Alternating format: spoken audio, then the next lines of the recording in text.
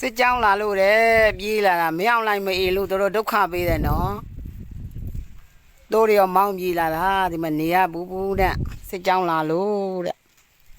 မရောက်လိုက်မအေးလို့ဒီချိန်မှအသေးဆုံးနဲ့အသေးမှတော့မသိဘူ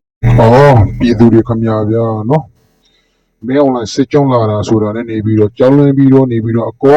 လုံးထွက်ပြေးနေကြတဲ့အခြေအနေမြန်မာပြည်ကြီးမှာနော်အရင်တော့ကမြန်မာပြည်မြန်မာတက်မတော်ကြီးကလာပြီးဆိုရင်တောင်းပြနေပြီးတော့ကြိုးဆိုကြတယ်နော်အခုကနေပြီးတော့မြန်မာတက်မတော်ကြီးလာပြီးဟဲ့ဆိုတာနဲ့နေပြီးတော့အကုန်လုံးနေပြီးတော့ထွက်ပြေးနေကြပြီဘာဖြစ်လို့လဲဆိုရင်မြန်မာတက်မတော်ကြီးစစ်ကြောင်းထိုးလာတယ်ဆိုရင်ရေရော်မှာရှိတဲ့ကျွေးဝက်အကုန်လုံးကျက်အကုန်လုံးယူသွားတယ်နော်ဒီလိုပိုင်းပစ္စည်းတွေအကုန်လုံးယူသွားတယ်ပြည်သူများလူကိုနေပြီးတော့ဒီနေ့နဲ့ပြည့်တဲ့မဒီချင်းတယ်နော်ဒုသက်တယ်အိန္ဒိယကိုမင်းချိုးတယ်နော်ပေါ်တာဆွေးတယ်နော်ဒီလိုပဲလုံးနေမြန်မာတက်မတော်ကြီးကအဲ့ဒါဆိုရင်ဒီမြန်မာတက်မတော်ကြီးစစ်ကြောင်းထိုးလာတယ်နဲ့နေပြီးတော့ဒီပြည်သူလူထုတွေကနေပြီးတော့အကုန်လုံးကြောင်းလွှဲပြီးတော့နေပြီးတော့ထွက်ပြေးရတဲ့အခြေအနေမြန်မာပြည်ကြီးမှာဒီလောက်ထိနေပြီးတော့စုပ်ပြတ်တဲ့နေတဲ့မြန်မာတက်မတော်ကြီးကိုနေပြီးတော့ပြည်သူတွေကနေပြီးတော့ထောက်မခင်တော့ဘူးလေဗျာနော်ဒီလိုအကြမ်းဖက်မုန်းကိုနေပြီးတော့လုံနေတဲ့ဒီမြန်မာတက်မတော်ကြီးကိုနေပြီးတော့ကျွန်တော်တို့ပြည်သူလူထုတွေကနေပြီးတော့ဘေးလို့ယုံကြည်မှုတွေနေပြီးတော့ရှိမှလဲနော်ဒီလိုအကြမ်းဖက်မှုတွေကနေပြီးတော့မကြာခဏဆိုသူမျိုးနေ့စဉ်ရက်ဆက်နေပြီးတော့နော်ဒေသအသီးသီးကိုနေပြီးတော့လုံနေကြတာဒီလိုအကြမ်းဖက်စစ်ခွေတွေကနော်ဘူးဒုက္ခပေးတယ်လူတွေဒုက္ခပေးမျိုးဒုက္ခပေးမေလို့ရေမြန်သေးပါမရောက်လိုက်ရေအသေးစိုးနဲ့မြန်သေးပါနေရဘူးနဲ့တို့တွေရောဟမှန်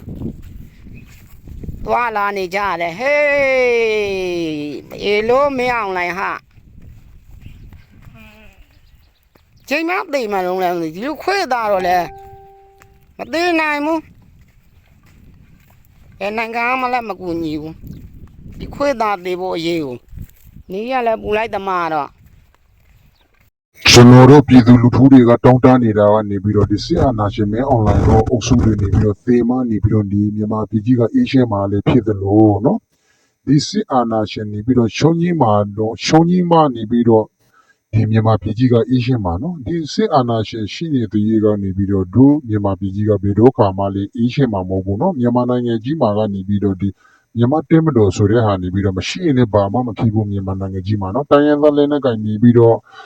့ဒေသအသီးသီးမှာနေပြီးတော့သူတို့နေမြေတွေကိုသူတို့အုပ်ချုပ်ပိုင်ခွင့်ရမယ်ဆိုရင်သူတို့မှသူတို့လူမျိုးသူတို့တိုင်းပြည်သူတို့နေမြေတွေသူတို့ကောက်ွယ်ဆောက်ရှောက်ပေးနိုင်တယ်နော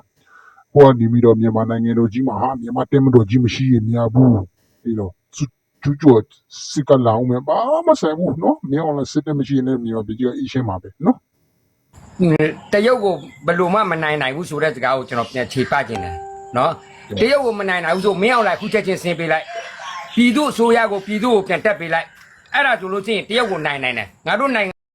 ဘူးလာစီကတော့မှနေပြီးတော့နော်ဂျပန်မြေအွန်လိုင်းကိုနေပြီးတော့ဆင်းခိုင်းနေပြီနော်ရာထူးကနေပြီးတော့ပြန်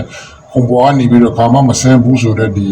အကျဉ်းဖက်စဲကောင်းဆောင်မင်းအွန်လိုင်းကိုတော့မှဒီဘူးလာဆိုငတော့ကတော့မှနေပြီးတော့ဆင်းခိုင်းနေပြီနော်ခင်ဗျအဲ့ဒါဆိုရင်ဒီစိတ်ကောင်းဆောင်မင်းအွန်လိုင်းခင်ဗျတို့ကအားပေးအားများလုပ်နေတဲ့ဒီငတော့ဘူးလာစီပေါ့နော်ဒီကောင်ကနေပြီးတော့ခင်ဗျကိုတော့မှအခုဆင်းခိုင်းနေပြီခင်ဗျဘာလုပ်မှာလဲနော်ဒီခုံမှာပဲနေပြီးတော့ခုံပေါ်မှာပဲမြင်းမြထိုင်နေဦးမှာလားနော်မြန်မာပြည်ကြီးကစုပ်ပြတ်တဲ့နေပြီးဒေရှိမနေပြီးတော့ခင်ဗျားတို့စစ်အာဏာရှင်ကဒီခုံပေါ်ကနေပြီးဆင်းသန်းပြီးခင်ဗျားတို့နော်စာမတက်ပြီးမတက်ကောင်တွေကနေပြီးတော့တိုင်းပြည်ကြီးကအုပ်ချုပ်နေတယ်ဆိုတော့မြန်မာပြည်ကြီးကစုပ်ပြတ်တဲ့နေပေါ့နော်ခင်ဗျားတို့ဒီရှိမှာဆင်းသန်းပြီးဗျာနော်ခုံပေါ်မှာကြီးထိုင်ပြီးတော့တိတ်မနေနဲ့နော်ဒီလိုမြန်မာပြည်ကြီးကိုဒီလိုပဲအုပ်ချုပ်နေမယ်ဆိုရင်မြန်မာပြည်ကြီးကနေပြီးတော့စုပ်ပြတ်တဲ့ဥမာပဲရှိဦးမယ်နော်အခုအတော်မှနေခင်ဗျားတို့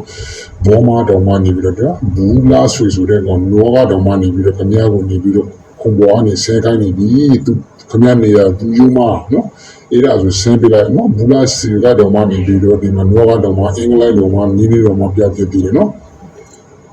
ခံသားတွေအားလုံးညီညွတ်စွာနဲ့တရုတ်ကိုတော်လန်ကြမလို့ညီညွတ်နေလို့ရှိလို့ချင်းဒီတရုတ်ကိုနိုင်ပြီမင်းအောင်လိုင်ကတက်တီစီစီနဲ့ရင်ကျေးစွာနဲ့ဆင်းပေးလိုက်ဥပဒေအထက်မှာဘယ်သူမှမသိစေရဥပဒေအောက်မှာတသွေးသားတဲ့ငါတို့နိုင်ငံသားတွေစီးတရမယ်ဆိုလို့ချင်းငါတို့နိုင်ငံကစီကံနဲ့ညီအောင်နေမယ်စီကံနဲ့ကိုချမှတ်တဲ့ဥပဒေကိုမလိုက်နိုင်မဲနဲ့ဥပဒေပေါ်ကလှုပ်သွားတာတွေကိုပြည်သူတွေကလက်မခံနိုင်ဘူးထိုင်းမှာကြည့်လိုက် ဒီစေဥပဒေစေဥပဒေကထိုင်းနိုင်ငံမှာဘယ်သူမှပေါ်တာလိုက်ဖမ်းတာမရှိဘူးဘယ်သူမှပတ်စံပေးစရာမရှိဘူးအချိန်တိုင်းသူ့မယ်လေးနဲ့သူနိုင်သွားတယ်သူ့မယ်သူ့အနဲ့သူလှုပ်သွားတယ် ဟုတ်တယ်တို့မြန်မာပြည်ကြီးမှာနေပြီးတော့နော်ပေါ်တာဆွေးလိုက်လူငယ်တွေကိုဖမ်းလိုက်စစ်တပ်သေးကိုသွင်းလိုက်ဒီလိုပဲလုံးနေအောင်ပါလားဗျာနော်ကိုယ့်ရဲ့မြန်မာပြည်သူမြန်မာပြည်သားတွေကိုနေပြီးတော့အမျိုးမျိုးဒုက္ခရောက်အောင်လုပ်နေတဲ့ဒီမြန်မာတက်မတော်ကြီးအကျန်းဖက်တွေကနေပြီးတော့ခမရတို့တွေနော်မတရားဘူးနော်လုပ်နေတာကတခြားနိုင်ငံအသီးသီးကိုကြည့်လိုက်ဗျာနော်ဘယ်နိုင်ငံမှနေပြီးတော့ဒီလိုအကျန်းဖက်မှုပေါ်တာဆွေးမှုဆိုတာမျိုးကမရှိဘူးတို့မြန်မာနိုင်ငံကြီးမှာနေပြီးတော့ပြားလိုက်ရင်တော့စတန်ဒတ်အာမီကြီးနှစ်ပေါက်90ဆူဆောလာတဲ့လက်နက်ခဲရတယ်စစ်သားတွေနေတာမဟုတ်သိန်းနဲ့ပန်းနဲ့ရှိပြီးရှိတယ်ဆိုပြီးတော့ခမရတိုင်းနဲ့ခုရှိမှာပါဖြစ်တယ်လေအေးလူတွေကနေပြီးတော့အကုန်လုံးမသာပေါ်ကုန်ပြီနော်လူမရှိတော့ဘူးဆိုတော့ဒီစစ်တပ်မှာပါလို့လာလဲပေါ်တာတွေဆွေးလာတယ်အနာယူမဲ့နေပြီးတော့ညီတော်ပြားမယ်ဆိုရင်ဒီညီရှဲခွင်းယူမဲ့ကောင်တွေကတော့မှနေပြီးတော့နော်ပြန်ချဲယူမဲ့ကောင်တွေကတော့မှနေပြီးတော့ရှီတင်းကိုသွားနေရတဲ့အချိန်နေနော်လူငယ်တွေကမရှိတော့ဘူးအကုန်လုံးဖိုးကြီးတွေနော်အေးဒီပြန်ချဲစားတွေကောင်တော်မှအေးဒီကောင်တော်မှရှီတင်းတွေကိုသွားနေရတဲ့အချိန်နေဒါဆိုရင်ခင်ဗျားတို့တွေကနေပြီးတော့ဒီလိုပဲအကျဲဖဲလုပ်တွေလုံးနေအောင်ပါလားကိုယ့်ရဲ့ပြည်သူလူထုကိုနေပြီးတော့အေးအေးရှမ်းရှမ်းကိုမထားတဲ့ဘူးခင်ဗျားတို့အကျဲဖဲတွေတဲတွေကနေပြီးတော့နော်မြန်မာတဲမတော်ကြီးမှတာဝန်ထမ်းဆောင်နေတဲ့ကောင်တွေကလည်းနေပြီးတော့အကောင်လုံးနေပြီးတော့လူကောင်းဆိုတဲ့ကောင်မရှိဘူးခိုးဆိုးလူရဲ့ဓမြလူသက်မဒီကောင်တွေပဲဖြစ်တယ်နော်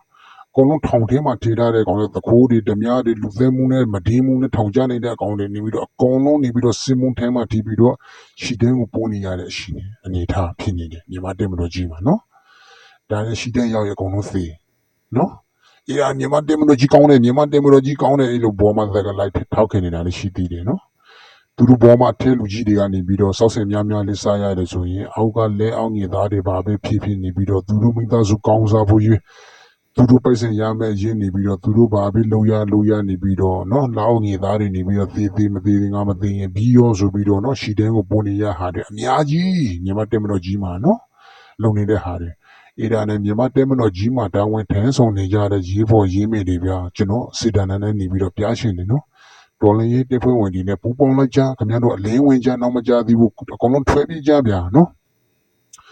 ပြည်သူကျွေးတဲ့ထမင်းတွေကိုစားပြီးတော့ပြည်သူလူပြည်သက်နေတဲ့အလုပ်တွေမှာခင်ဗျားတို့နေကုန်းတွေရှုံသွားမှာလားနော်လူဖြီးပြီးတော့နော်လူလိုနားလေစမ်းပါဗျာခင်ဗျားတို့တွေနော်